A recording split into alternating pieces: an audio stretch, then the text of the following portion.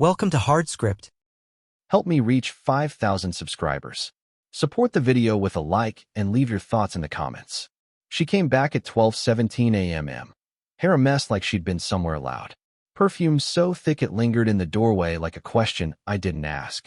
I was sitting in the living room. Lights off. TV on mute. Just the sound of the refrigerator humming and the weight of silence that had become normal in this house. When the door clicked, she didn't sneak in. She strutted. Dropped her purse on the counter like it was just another Tuesday. Looked at me, smirked. "Why aren't you sleeping?" she asked, voice low and mocking. I already got the attention I needed. That sentence. It didn't hit me like a slap. It was colder, slower, like frost spreading across glass. But I didn't raise my voice. I didn't ask where she'd been. I stood up, walked to the hallway closet, and pulled out the suitcase. The one she always used for girls' trips to Miami or Vegas. The same one that hadn't seen dust in months. "I packed your things," I told her. "Take them and head back." She froze in place. That smirk, the one she wore like armor, cracked just a little. But I didn't pause. I didn't wait for a reaction. Because that line she dropped? It told me everything I needed to know. This wasn't about one night. This was about months of distance. Of her walking in late, phone flipped down. Of makeup she didn't wear for me. Of dinners growing cold while she stayed late at work. I knew the signs. I just didn't want to believe them. Until now. She tried to laugh it off. Said I was being dramatic. That I needed sleep. But the suitcase said otherwise. Everything inside, folded, zipped, clean, screamed one message. "I see you now." She didn't touch it. She didn't move. And I didn't care. Because silence wasn't weakness anymore. It was control. She thought I'd blow up. Thought I'd beg or accuse. But all I did was turn, walk past her, and go upstairs. That night, I didn't sleep out of anger. I slept because for the first time in a long time, the house felt mine again. Not because she left, but because I finally let go. And the sound of her breathing downstairs, that was the sound of someone realizing they'd miscalculated. Badly. The next morning, I woke up before sunrise. The house was silent, like it was holding its breath. I went downstairs and saw her sitting at the dining table, scrolling through her phone like nothing happened. Hair tied up, face bare, coffee in her hand. For a second, it felt like an old scene playing on repeat, except I wasn't the same man anymore. I didn't say a word. Didn't ask if she slept well. Just grabbed my keys and wallet and walked right past her. She looked up, confused. "Were you headed this early?" I didn't answer. Because that morning wasn't about her. It was about something else. I stopped by Home Depot. Picked up a new lock set and a smart cam. I wasn't planning to throw her out. Not yet. I just wanted to see how she'd react when the world started shifting beneath her. Back home, I changed the locks before she even noticed. No warning. No speech. Just quiet, deliberate movement. She spent the rest of the day pretending nothing had shifted. She laughed on FaceTime with her sister. Took a selfie in the hallway mirror. Ordered lunch from Chick-fil-A and didn't ask if I wanted anything. But her eyes? They darted toward the suitcase more than once. Still in the same spot. Still zipped tight. She didn't touch it. And I didn't touch her. Not even with my words. That was the difference now. Before, I'd beg. I'd argue. I'd try to understand. Now I watched. Cold. Detached. Present, but no longer involved. She made dinner that night. First time in weeks. Called it, just felt like cooking. But I saw the nervous glance she gave me when she set the table. I sat. I ate. I nodded once. But the man she was trying to reach? He wasn't sitting across from her anymore. He left the moment she bragged about getting the attention she needed. And she knew it. That night, she didn't go out. She stayed home, checked her phone every 10 minutes, and paced the hallway while I read on the couch. No accusations. No explanations. But the silence was loud enough to crack her posture. And I wasn't going to help her stand back up. 2 days passed. And suddenly, she was attentive. Breakfast on the table when I came down. Warm smile. A hand on my shoulder, like it still meant something. She called me baby. Said she missed our rhythm. I nodded. But inside, something colder was moving. Because the night before, while she was in the shower, I made a decision. I'd stopped looking for comfort in her eyes, so I looked somewhere else. I pulled her phone from the nightstand. Just once. Not to accuse. Not to fight. Just to confirm. It wasn't locked. She never thought I'd check, probably because I was always too trusting. Too soft. But that version of me had been buried. I opened her messages. First name I saw was Ty. Just Ty. No heart emoji. No red flags, unless you knew what to look for. The conversation wasn't long, but it didn't need to be. Last night was wild. You got me addicted. And her reply? You're dangerous. I like it. I took a screenshot, airdropped it to my own phone. Then I closed the app, put the phone back, and walked out of the room like I hadn't seen a thing. That morning, she leaned against the counter like we were still in some kind of honeymoon phase. She asked what I wanted for dinner.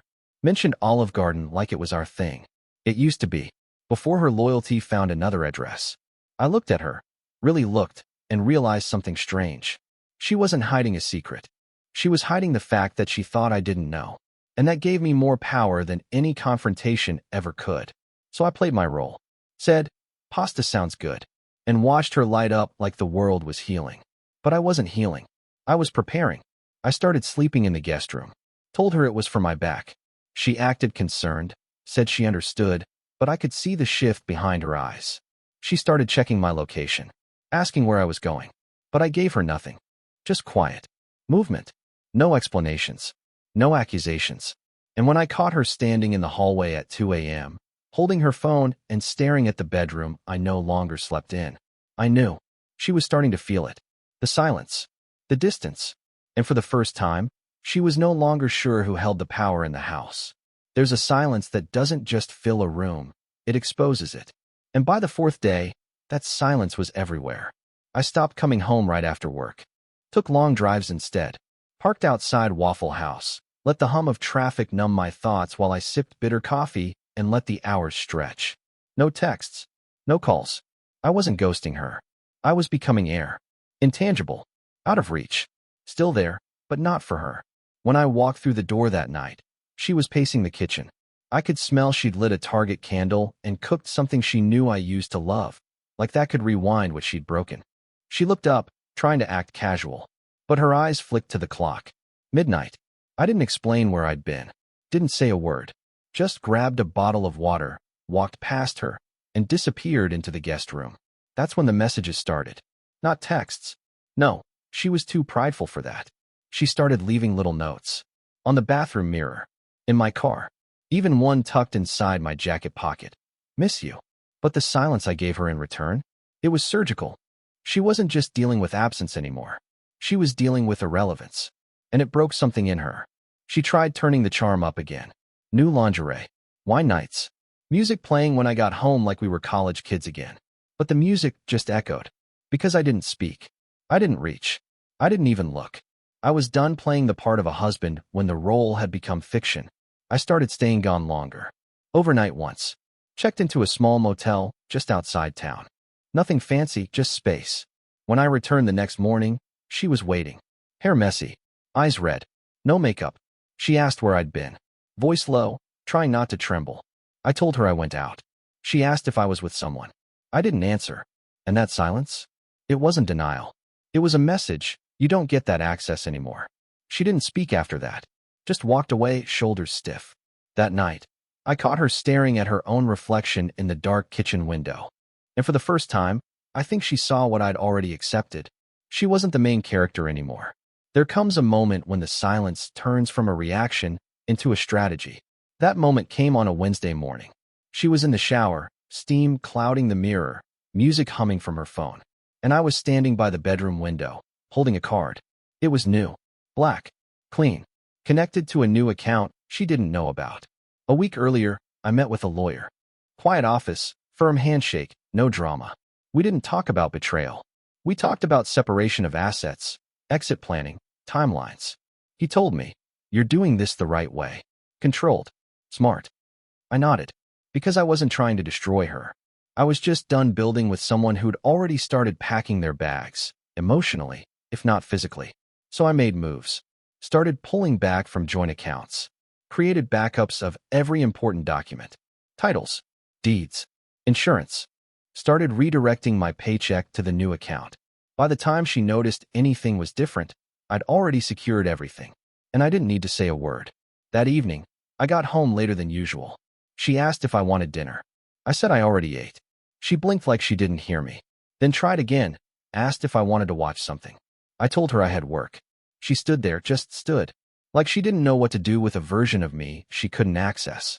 Later that night, she came into the guest room. Didn't knock. She said she missed me, that she wanted to fix things, that she was just going through a phase and didn't want to lose us.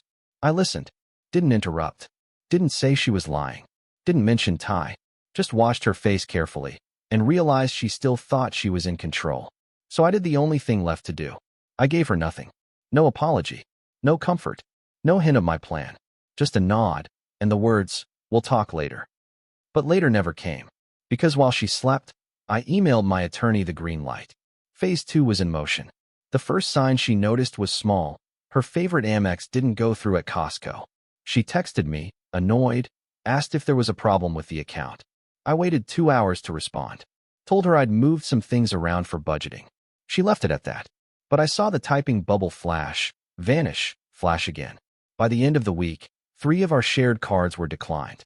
She couldn't refill her gas at Shell. Her Amazon Prime stopped renewing. Her gym membership suspended. The house was quiet, but something had shifted. She was moving differently, slower, checking her phone more. And for the first time in months, she started dressing like she used to. Not for me, but out of some unspoken fear that everything was slipping. I didn't react. Didn't ask where she was going. She came back earlier now, but I wasn't at home. Instead, I started working late. Stopped checking in. And when I was there, I barely said 10 words. She tried conversations, tried cooking, even tried asking if I wanted to take a trip somewhere, just us. I gave her polite silence in return. That Friday, her best friend Amy showed up. I heard them in the kitchen. The whispers weren't quiet enough. Amy asked if something was wrong. She said I'd changed. Amy said maybe I was finally done pretending. And then I heard it, clear, cold, like a knife sliding in slow. Amy said, "You acted like he was disposable. He's just showing you what that feels like." No yelling, no accusations, just an outside voice confirming what I'd already built. That evening, she stood in the hallway holding the same phone she used to ignore me with. She asked, softly, "Are we okay?" I met her eyes for a second, then walked right past her. She called my name. I didn't turn around. I had dinner alone that night, at Waffle House. 2 booths away, a man was laughing with his teenage daughter. They were sharing a milkshake. I stared longer than I should have. Not with envy, just clarity. That used to be the kind of man I was trying to be. Now I was becoming the man I should have been from the start. By the start of that week, the silence wasn't just in our house. It was everywhere around her. Calls went unanswered. Texts got read, but not replied to. Even her closest circle, the ones she used to brag to, had gone quiet. Her mother, who used to check in daily, suddenly started needing space. She told me that part with confusion in her voice, like it had never happened before. Like her grip on the narrative was slipping and she didn't know how to get it back. I didn't respond. I was in the garage changing the oil in my truck. She stood in the doorway longer than necessary, as if waiting for me to ask what was wrong.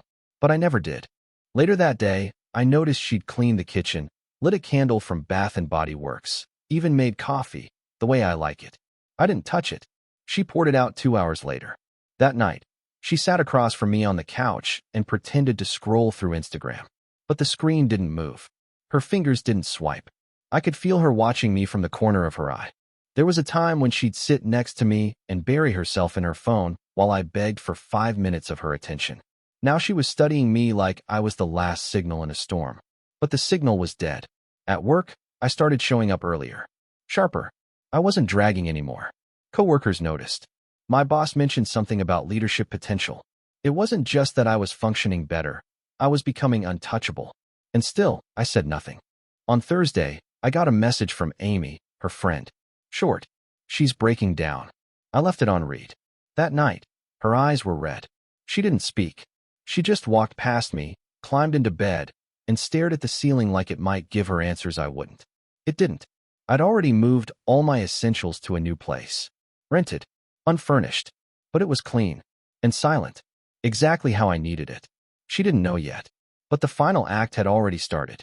She just hadn't caught up to it. Friday night, she finally broke.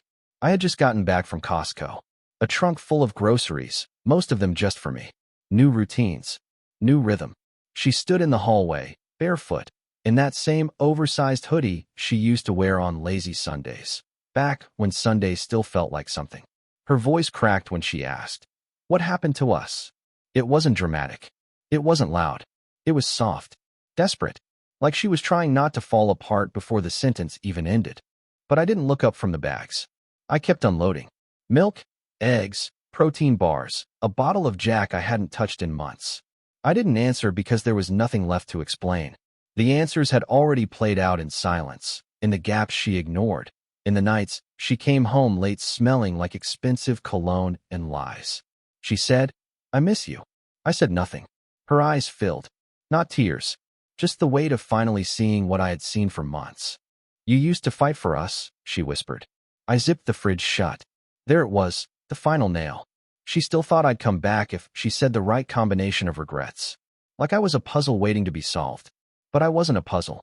I was done. Saturday, she followed me around the house like a ghost. Every time I turned a corner, she was there. Watching.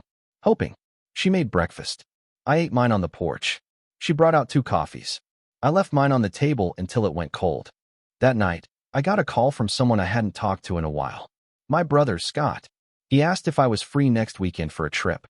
For the first time in a long time, I said yes. When I came back inside, she asked, "Can we talk?" I looked at her, really looked, and saw it. Not the woman I married, but the woman she'd become. Someone who didn't miss me, just missed the version of herself that had me. I said, "We did talk. You just weren't listening." And I walked past her without turning around. Her silence this time wasn't stubborn. It was broken, but I didn't stop. By the time Monday rolled around, the air had changed. Not just between us, but around her. She wasn't waking up with her usual confidence anymore. The woman who used to move through mornings like she owned the world now shuffled through them like she didn't belong in her own skin. I was already gone by the time she got up. I started my days early, drove to the new apartment, even stopped at Starbucks on the way, a habit I used to drop to avoid pointless spending. Now, I ordered what I liked and took my time. At work, I was sharper than ever. Focused. Cold. People respected it. One of the partners invited me to a private dinner that week. Said I had potential. Meanwhile, she called twice. Texted 4 times. "Can we talk?" "I'm sorry. I get it now. I miss you." All of it sat unread. That afternoon, I got a message from Amy. Just a screenshot. Group chat with her old friends. They were tearing her apart. Not out of cruelty. Out of exposure. One of them had seen her out 2 months ago with a man who wasn't me. They were talking. Comparing notes. The respect she built with filters and perfect brunch photos was unraveling in real time. She didn't know yet. But I did. When I pulled up to the house later that night to grab my last few things, I found her sitting on the porch. Hoodie pulled tight, legs curled up, phone in hand, but not lit up. She didn't look up when I passed. I loaded the last box into the truck. A single suitcase and the old photo album from our early days. On my way back down, she finally spoke. "You're really leaving." It wasn't a question. It was a funeral. I didn't reply. As I reached the truck door, she whispered one last thing. "Do you hate me?" I paused, then turned, looked her straight in the eyes and said, "No, I just don't know you anymore." And I meant it. Because the woman I once loved, she never would have let it get this far. It was a Thursday. Clear sky. Cool air. The kind of morning we used to spend on the back deck drinking coffee and saying nothing. I came back to the house one last time. Not for closure. Just to drop the key. She didn't expect me. The driveway was empty except for her Toyota Camry. The front door cracked open like it had forgotten how to shut fully without me. I stepped inside. The silence wasn't peaceful. It was hollow. The place looked the same. Couch slightly crooked. That same scented candle half burnt on the kitchen counter. Her purse tossed carelessly near the dining table. But the energy was gone. She walked in seconds later. Eyes swollen, wearing one of my old hoodies like it might pull time backward. I nodded once. She didn't speak. I placed the key on the counter next to a folded note I'd written the night before. It didn't say much. Just the new address in case any important mail came through. I turned to leave. She asked, "Is that it?" Her voice cracked like glass. I paused. Not for her. Just to breathe it all in one final time. I looked at her, not like a man looking at someone he lost, but like someone who'd already moved beyond the losing. "I didn't disappear," I said. "I just stopped showing up where I wasn't respected." That was it. She didn't chase me, didn't cry, didn't scream. She just stood there, arms crossed, drowning in a silence she had once filled with noise. I walked out without looking back. By the time I got to the truck, she was gone from the doorway. I got in, started the engine, and pulled out without hesitation. There was no dramatic music, no internal monologue, no pain, just space.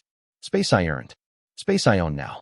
Because when someone finally sees you go quiet, it's not the silence that hurts, it's realizing they caused it. And some silences never unring.